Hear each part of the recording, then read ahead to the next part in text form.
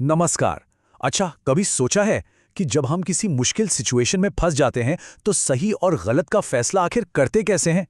देखिए, आज हम एथिक्स यानी नैतिकता को किसी भारी भरकम सब्जेक्ट की तरह नहीं देखेंगे, नहीं, बल्कि इसे एक पर्सनल टूल किट की तरह समझेंगे। सोचिए एक ऐसा टूल किट जो हमें हर रोज छोटे बड़े फैसले लेने में मदद करता है। तो सवाल घूम फिर कर वहीं आ जाता है। कोई ये तय कैसे करता है कि सही क्या है? और ये कोई छोटा मोटा सवाल नहीं है, है ना? ये एक ऐसा सवाल है जिसका सामना हम सब करते हैं, चाहे फैसला छोटा सा हो या फिर बहुत बड़ा। तो चलिए फिर देर किस बात की, आज हम सब मिलकर अपनी खुद की एक नैतिक टूल किट बनाते हैं।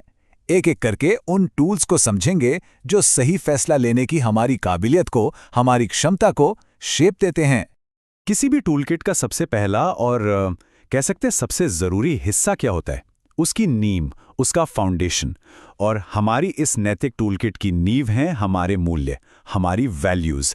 ये वो बेस है, वो आधार है जिस पर बाकी सब कुछ टिका होता है।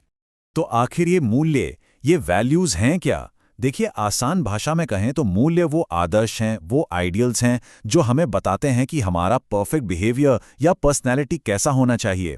ये एक तरह से हमारे लिए एक गाइड की तरह काम करते हैं। अच्छा, तो सवाल ये उठता है कि ये मूल्य आते कहाँ से हैं?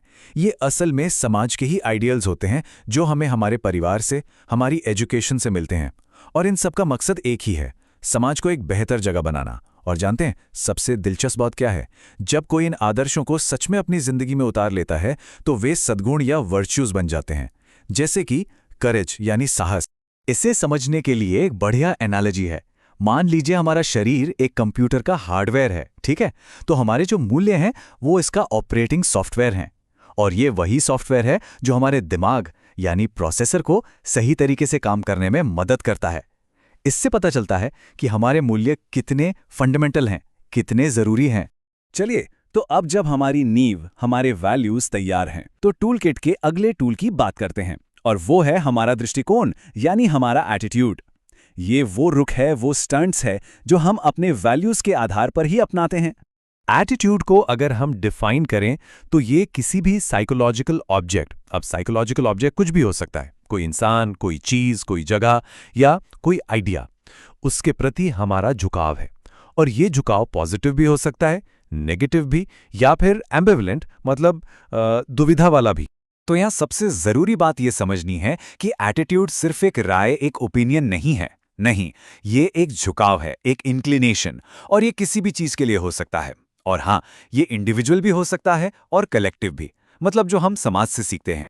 अच्छा, एथिक्स को और गहराई से समझने के लिए एक और बहुत जरूरी सवाल पर ध्यान देना होगा। सवाल है, कौन सोच रहा है और किसके बारे में सोच रहा है? इसे हम सब्जेक्ट और ऑब्जेक्ट के तौर पर देख सकते हैं। सब्जेक्ट वो है जो सोच रहा है, जिसकी चेतना इस्तेमाल हो रही है। जैसे इस एग्जाम्पल में मैं सब्जेक्ट है, और ऑब्जेक्ट वो है जिसके बारे में सोचा जा रहा है, यानी राज्य। ये फर्क समझना नैतिक सोच के लिए बहुत ही जरूरी है। चलिए, अब अपनी टूलकिट के अगले टूल की तरफ चलते हैं। ये है अभिक्षमता, जिसे हम एप्टीट्यूड कहते हैं। ये क्या है? ये हमारी इनहेरेंट एबिलिटी, हमारी अंदरूनी क्षमता या पोटेंशियल है। तो एप्टीट्यूड उन जन्मजात इन्नेट एबिलिटीज का सेट है जो किसी भी फील्ड में सफल होने के लिए जरूरी होती हैं। लेकिन यहाँ एक लेकिन है। शर्त यह है कि सही ट्रेनिंग भी मिलनी चाहिए। एप्टीट्यूड अपने आप में सिर्फ एक रॉ टैलेंट है, एक कच्ची प्रतिभा। तो सक्सेस का पूरा फॉर्मूला कैसा दिखता है? देखिए, स्टेप 1 है एप्टीट्यूड यानी नेचुरल टैलेंट। फिर इसमें जुड़ता है इंटरेस्ट मतलब दिलचस्पी। उसके बाद आती है कड़ी मेहनत और आखिर में सही ट्रेनिंग। ये चारों चीजें जब मिलती हैं तब जाकर कामयाबी का रास्ता बनता है। और अब हम आते हैं अपनी टूल किट के सबसे जरूरी और शायद सबसे मिस्टीरियस हिस्से पर, हमारी अंतरात्मा, हमारा कॉन्शियंस। ये हमारी वो अंदर की आवाज है जो हमें रास्ता दिखाती है। महान दार्शनिक इमैनुअल कांट ने इस अंदरूनी लड़ाई को बहुत खूबसूरती से समझाया है। उन्होंने कहा कि हमारे अंदर हमेशा इंटेलेक्ट और प्लेजर के बीच एक संघर्ष चलता रहता है। हमारी पर्सनालिटी का एक हिस्सा कहता है कि अपनी खुशी के लिए काम करो, वहीं दूसरा हिस्सा हमें वो काम करने को कहता है जो नैतिक रूप से सही है। हमारी अंतरात्मा, हमारा कॉन्शियंस इसी संघर्ष में हमें रास्ता दिखाता है। तो बिल्कुल आसान शब्दों में कहें तो अंतरात्मा वो अंदर की आवाज है जो हमें किसी भी स्पेसिफिक सिचुएशन में बताती है कि क्या सही है। ये हमारा अपना पर्सनल मॉरल कंपास है। साइकोलॉजी में भी इस अंदरूनी संघर्ष को एड और सुपर ईगो के जरिए समझाया गया है।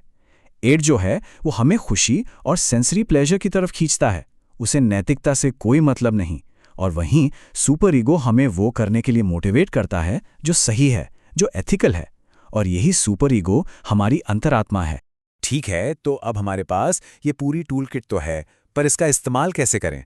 क्योंकि असल दुनिया में फैसले हमेशा ब्लैक एंड व्हाइट नहीं होते, है ना?